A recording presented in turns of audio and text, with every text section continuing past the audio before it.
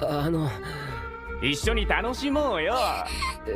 分かっていると思うんですけど。なめてんじゃねえ。 Halo sobat semuanya, gimana kabar kalian hari ini? Semoga sehat selalu dan dimudahkan segala urusannya. Di video kali ini, Mimin mau ngebahas tentang alur cerita film anime yang berjudul Isekai The Cheat Skill wo Tenishita Orewa, mengenai seorang anak laki-laki yang telah diintimidasi secara brutal sepanjang hidupnya sebelum dia menemukan sebuah pintu misterius dan merubah semuanya.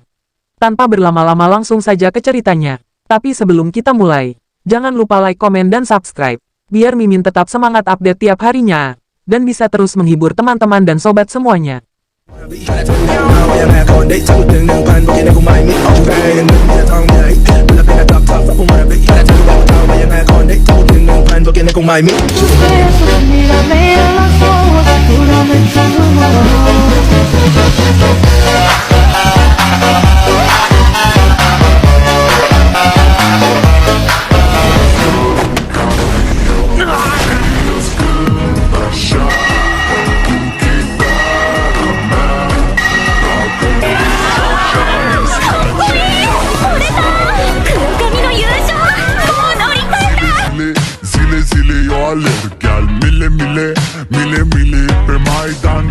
Cerita diawali dengan diperlihatkannya seseorang yang sedang menceritakan kisah kepahitan yang dialami oleh dirinya sendiri. Ia kini sedang berjalan di sebuah gang. Secara tidak sengaja ia mendengar suara gadis yang sedang berteriak meminta tolong. Hana sudah selesai melihat yang buat pria ini berniat untuk membantunya setelah dikacangin beberapa saat. Mereka pun akhirnya menyadari kedatangan sosok pria gendut sekaligus MC dari anime ini. Gadis itu hanya bisa terdiam memandangi sosok pria yang menyelamatkannya itu. Meski pria gendut itu memiliki keberanian dan kebaikan, akan tetapi ujung-ujungnya dia hanya bisa jadi samsak dari pria berancalan itu saja. 一緒に楽しもうよ。分かっていると思うんですけど。なめてんじゃねえぞこのデブ。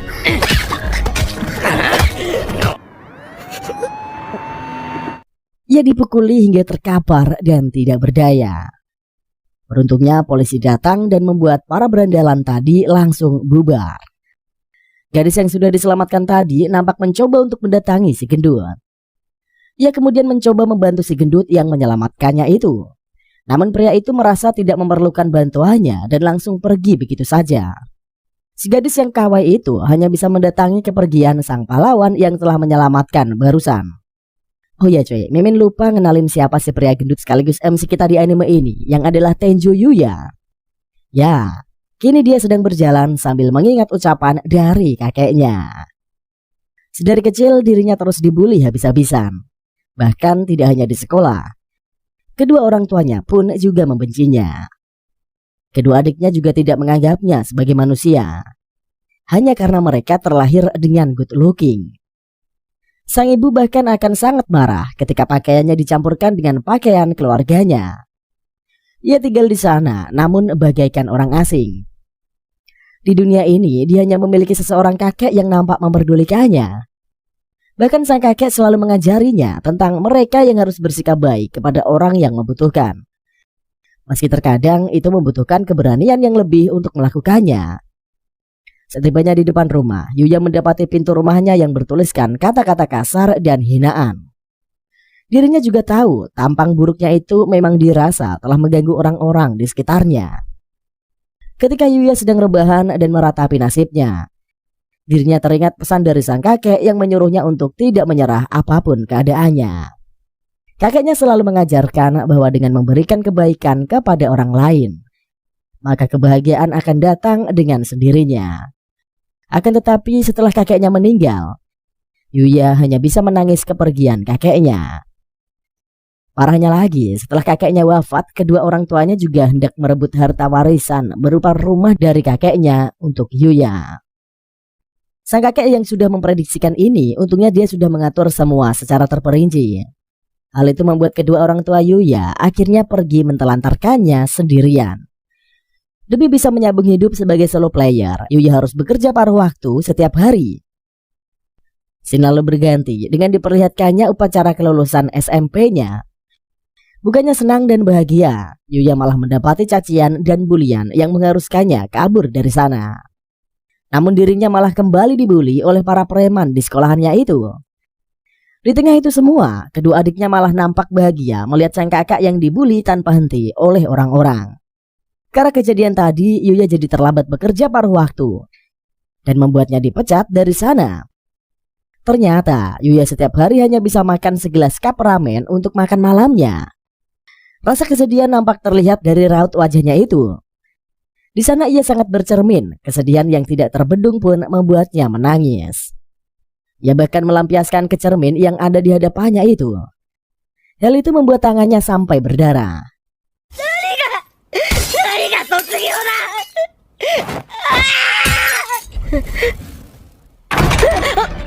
Tidak lama kemudian, Yuya yang mengejar tembok di sebelah cermin, dia malah mendapati ruangan tersembunyi milik sang kakek di balik tembok itu. Ia pun terkejut karena melihat sebuah ruangan yang penuh dengan benda-benda aneh. Ia menduga itu semua milik sang kakek yang sering berkeliling dunia dan mengoleksi barang-barang antik. Kemudian Yuya mendapati sebuah pintu aneh di sana dan memutuskan untuk memasukinya. Namun ia dibuat kaget setelah mendapati sebuah status window seperti di dalam game. Di sana diperlihatkan skill dan gelar yang baru saja ia dapatkan. Yuya makin dibuat terkejut setelah mengetahui dirinya sedang berada di isekai. Dirinya penasaran dengan pintu misterius itu.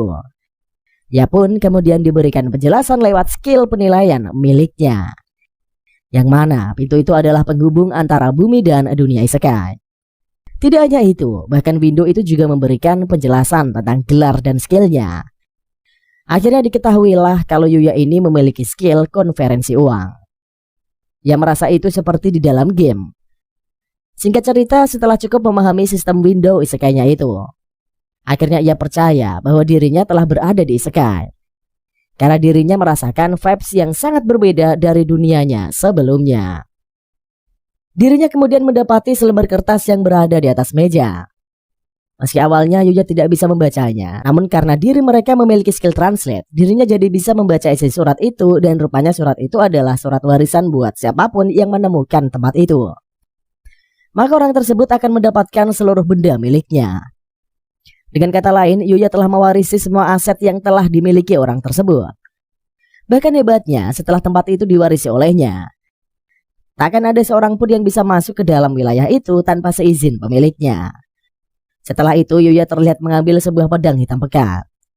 Di sana juga disebutkan kalau pedang itu adalah pedang dari segala pedang yang memiliki ujung yang teramat sangat tajam.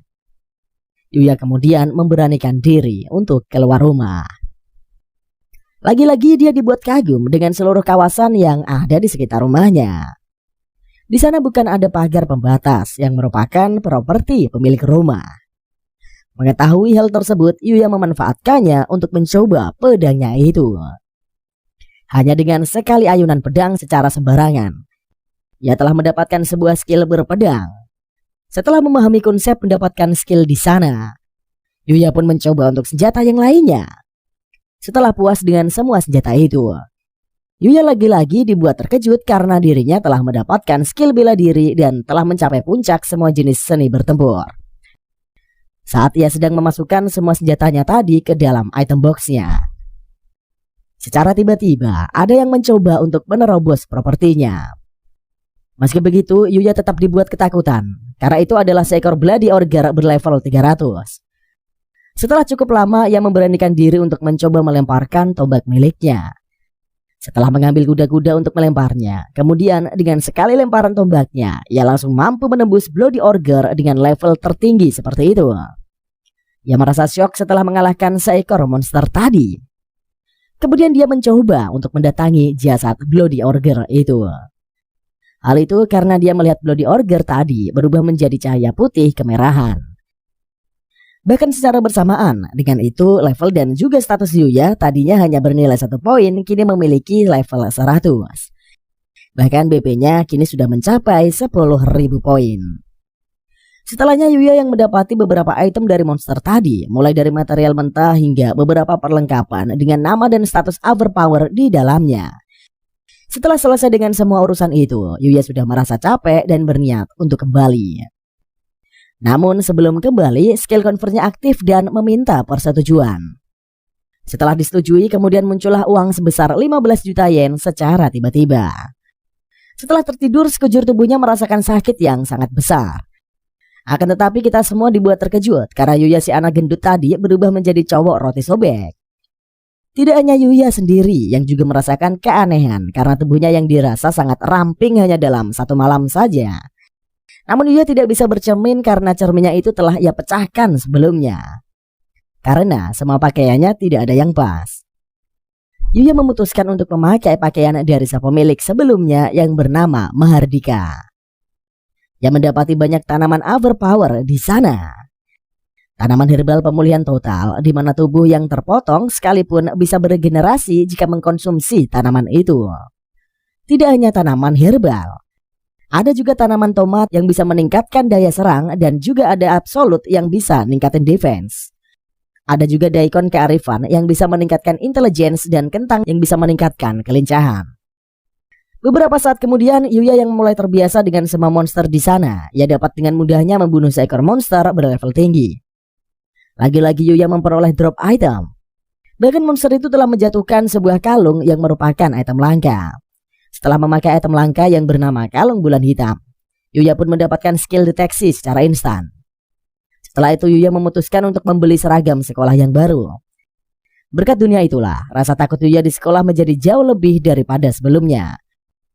Di tengah Yuya yang sedang patroli di pinggir pagar, kali ini Yuya terlihat sudah sangat biasa menghadapi para monster. Bahkan Yuya terlihat sama sekali tidak takut dengan goblin elit yang menyerangnya itu. Singkat cerita, Yuya akhirnya menyadari bahwa level itu sudah tidak bisa naik lagi. Keesokan harinya, di sekolahan semua orang di sana, mau itu laki-laki ataupun perempuan, semuanya memandanginya. Siapakah sosok di balik cowok tampan itu? Mereka hanya bisa memandangi Yuya dari kejauhan. Setibanya di kelas, Yuya yang duduk di bangkunya, dia dihampiri oleh para preman yang selalu membulinya. Semua orang mengira cowok tampan itu adalah murid pindahan. Namun setelah itu, ia memberitahukan kebenarannya. Secara tiba-tiba, mereka semua nampak tidak percaya dengan fakta yang diucapkan oleh Yuya barusan. Hal itu tentu saja membuat dia menjadi kebingungan dibuatnya. Ia kemudian berlari ke toilet, kemudian ketika sedang ngaca, ia dibuat sangat terkejut karena perubahan dari tubuhnya itu sendiri. Scene lalu berganti dengan menampilkan seorang gadis yang datang menemui Yuya. Setelah memandangi Yuya, cewek itu mempertanyakan Yuya yang terlihat lebih kurus dari sebelumnya. Yuya agak terkejut karena merasa dirinya ini tidak mengenal gadis itu. Melihat reaksi Yuya, si gadis cantik dan kawaii itu tertawa. Ia kemudian memberitahukan bahwa dirinya adalah gadis yang diselamatkan olehnya sebelum digang. Yuya yang mendengar hal itu sontak saja terkejut dan baru mengingatnya. Saat itu juga dirinya kemudian bertanya dari mana gadis itu tahu tentang namanya. Gadis itu kemudian meminta maaf karena telah lancang, di mana dirinya rupanya telah menyelidiki Yuya hanya karena berterima kasih kepadanya. Demi bisa membayar rasa terima kasihnya itu, sang gadis kawaii mengajak Yuya untuk bersekolah di Akademi Osei. Mendengarnya tentu saja langsung membuat dia terkejut, karena akademi itu dikenal sebagai Akademi Super Elia. Setelah beberapa saat akhirnya kita mengetahui nama dari gadis itu adalah Hojo Kaori.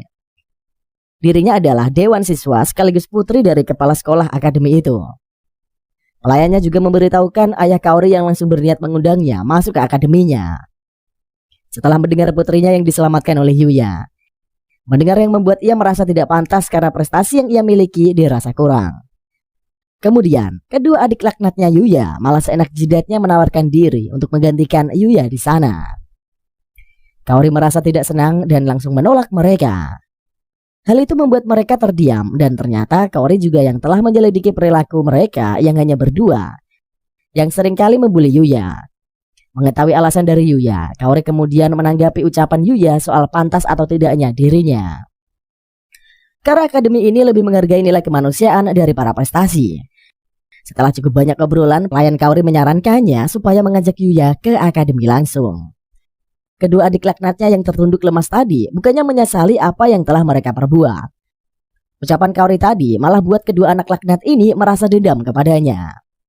Setibanya di akademi, ternyata suasana sekolah itu sangat damai dan juga tentram. Di sana para siswa aktif dan persaingan sehat. Shin kemudian berpindah di ruangan kepala sekolah. Kini Yuya tengah berhadapan dengan kepala sekolah yang bernama Hojo Tsukasa. Tsukasa kemudian menundukkan kepalanya yang berniat untuk berterima kasih kepada Yuya karena telah menyelamatkan putrinya. Singkat waktu, setelah cukup banyak pujian dari Kaori dan ayahnya, mereka pun langsung masuk ke inti pembicaraan. Pak Tsukasa tidak ingin dia bersekolah di akademinya. Namun Pak Tsukasa bertanya pendapat Yuya terlebih dahulu, karena jasa yang diberikan oleh Yuya pada putrinya itu. Yuya bahkan tidak perlu memikirkan soal SPP dan lain sebagainya. Setelah ia berkata dirinya tidak pantas bersekolah di tempat orang jenius. Hal itu buat Pak Tsukasa bertanya definisi jenius kepadanya. Yuya berkata orang yang bisa segalanya. Namun menurut Pak Tsukasa, orang jenius adalah orang yang hebat dalam satu bidang.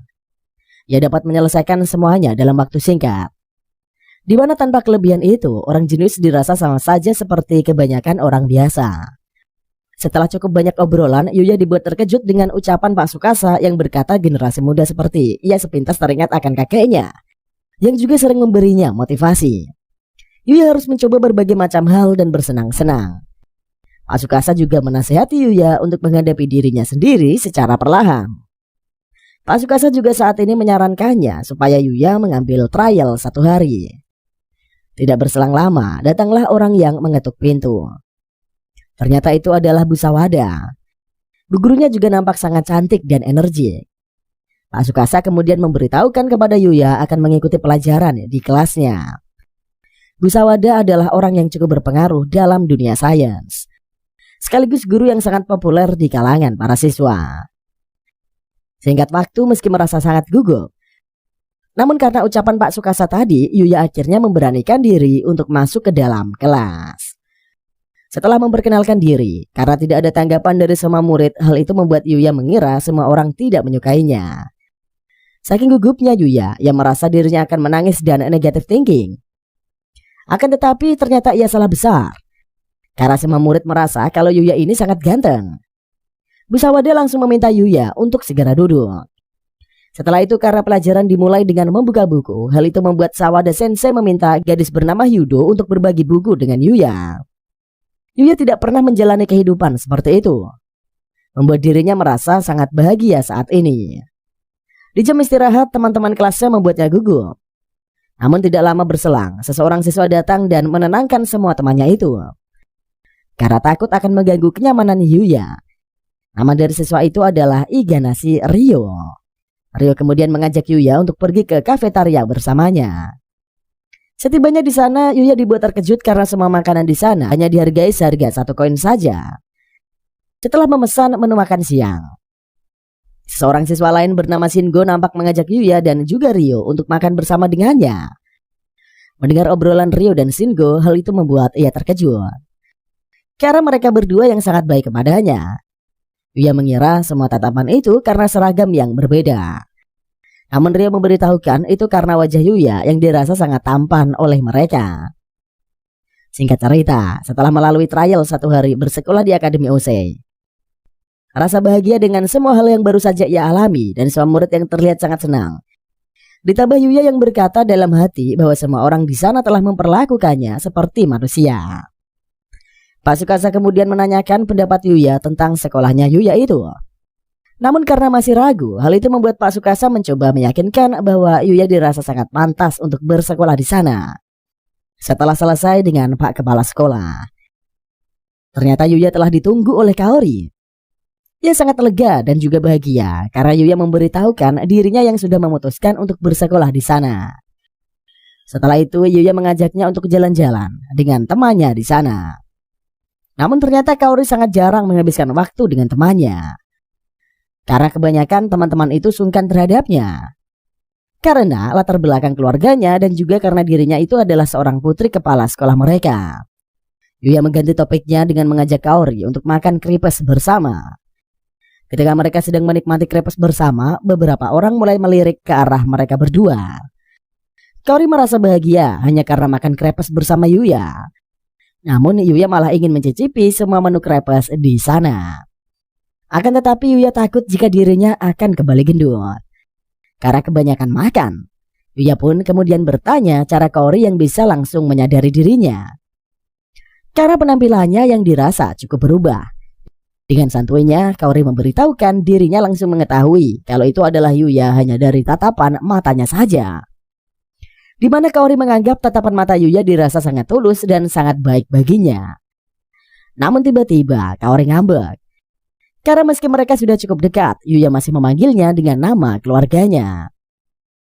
Rupanya Kaori ingin dipanggil dengan nama depannya. Meskipun malu, namun Yuya beranikan diri untuk melakukannya. Kemudian Kaori menawarkan kripsnya kepada Yuya, supaya Yuya bisa mengetahui rasanya juga. Kaori bertanya padanya, meski awalnya tidak peka, namun dirinya baru menyadari apa yang baru saja ia lakukan. Biar impas, Yuya juga dapat menyuapi kripsnya pada Kaori. Ternyata semua tatapan yang tertuju pada mereka dari tadi karena mereka sangat menyukai adegan romantis antara Yuya dan Kaori. Singkat cerita, sekembalinya dari akademi, dirinya langsung disambut oleh slime kopi yang seperti sebelumnya. Hal itu membuat Yuya memutuskan untuk keluar dari zona amannya dan berniat untuk mencari monster kuat di dalam hutan.